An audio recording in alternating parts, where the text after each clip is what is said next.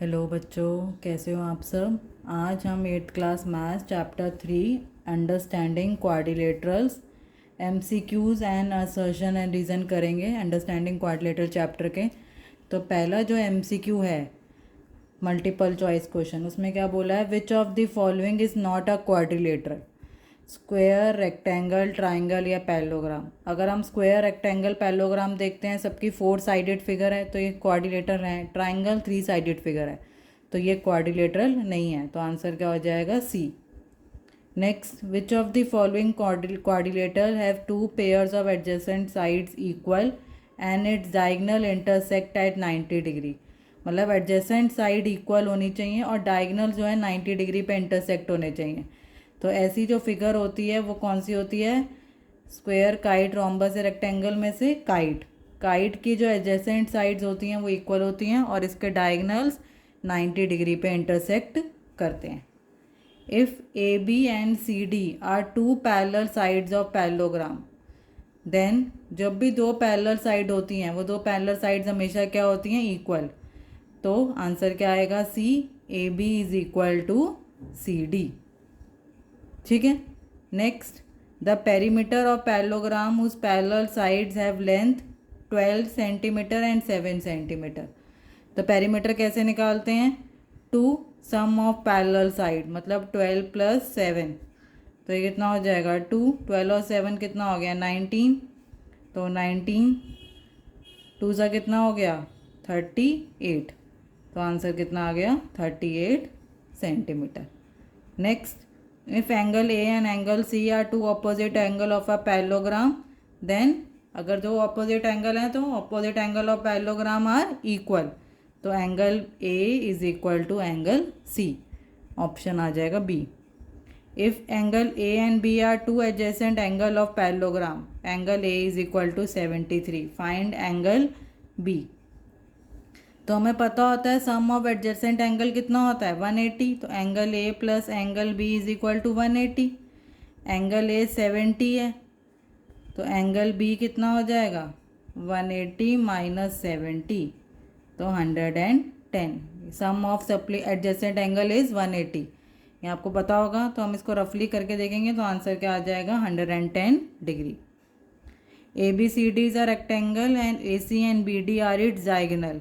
A c is equal to 10, then b d is.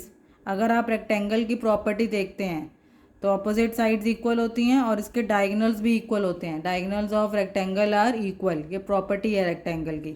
तो अगर एक डायगोनल 10 सेंटीमीटर का है तो दूसरा बी डी डायगोनल भी कितना होगा, 10 सेंटीमीटर का। Diagonals are equal, diagonals of rectangle are equal.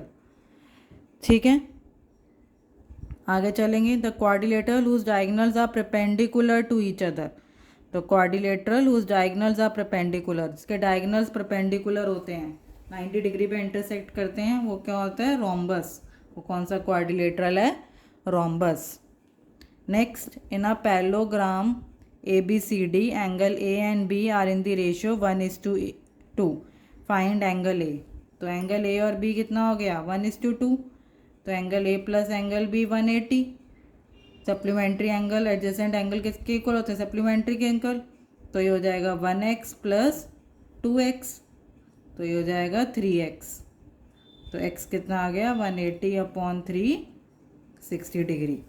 तो एंगल ए कितना हो जाएगा, 1x है, तो एंगल ए कितना हो जाएगा, 60 डिग्री। तो angle A is 60 degree. Rhombus has a side length equal to 5 centimetre, find its perimeter. हमें पता है रोम्बस की चारों साइड इक्वल होती हैं, तो 4 × 5 सम ऑफ ऑल साइड्स, तो आ जाएगा 20। आंसर आ जाएगा 20। ठीक है, अब करेंगे असर्शन और रीज़न। असर्शन क्या बोला है हमें, the number of vertex of a quadrilateral is 4। ठीक है, तो वर्टेक्स ऑफ क्वाड्रिलेटरल 4 होती हैं। In a geometry a quadrilateral is 4 sided polygon having 4 edges and 4 corners. मतलब जो उसने असर्शन दिया है उसके अकॉर्डिंग उसने रीज़न को एक्सप्लेन अच्छे से किया है। तो हमारा ऑप्शन क्या होगा, both A and R true and R is the correct explanation of A, क्योंकि ए असर्शन को रीज़न ने अच्छे से एक्सप्लेन किया है। तो ऑप्शन क्या हो जाएगा? ए। ठीक है। Next, diagonal does a quadrilateral have are two. Diagonals of quadrilaterals कितने होते हैं? 2 डायगनल्स होते हैं। Reason, in a geometry a quadrilateral is 4 sided figure having 4 edges and 4 corners. अब असर्शन भी ठीक है, रीज़न भी ठीक है, पर अगर आप देखते हैं असर्शन में डायगनल की बात की है और रीज़न में डायगनल को नहीं समझाया हुआ, तो मतलब असर्शन रीज़न ठीक है पर रीज़न को अच्छे से एक्सप्लेन नहीं किया है। तो कौन सा ऑप्शन हो जाएगा? B. Both A and R true but R is the not correct explanation of A. ठीक है। Next, the angle sum of a convex polygon with the number of sides 7 is 900 degree. A convex polygon is a polygon that is a boundary of a convex set. ठीक है, number of side की degree 900 होती है, बताएं हमें। Convex polygon है, इसकी boundary convex set है, पर इसका एंगल ऑफ सम से तो कोई रिलेशन ही नहीं है ना। तो ये भी क्या होगा? ए एंड आर ट्रू पर R is not correct explanation of A. तो इसका आंसर भी क्या हो जाएगा? बी। ठीक है। The angle sum of convex polygon with number of sides n-2 multiply 180। हमें पता है कैसे निकालते हैं? n-2 को 80 से 180 से मल्टीप्लाई करके। Convex polygon is a polygon that is a boundary of convex set. फिर असर्शन रीज़न ठीक है, पर रीज़न को उसने असर्शन के अकॉर्डिंग एक्सप्लेन नहीं किया है।